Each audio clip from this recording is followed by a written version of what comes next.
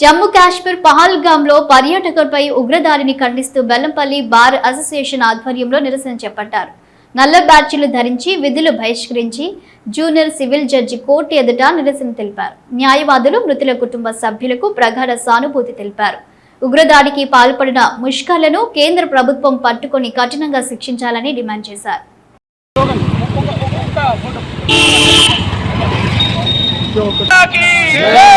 भारत माता की भारत माता की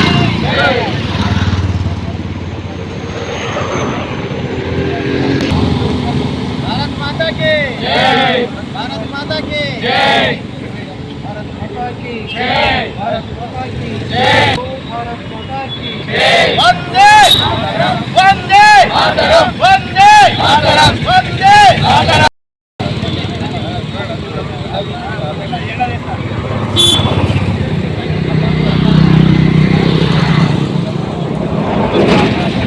वीडियो इसको यार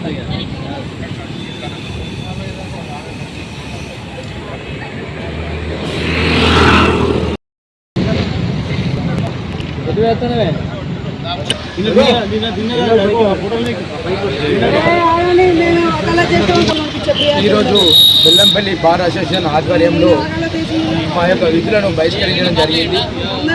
మొన్న జమ్మూ కాశ్మీర్లో జరిగిన ముష్కరుల ఘటనలో సుమారుగా 30 మందికి పైగా వీరమరణం పొందారు.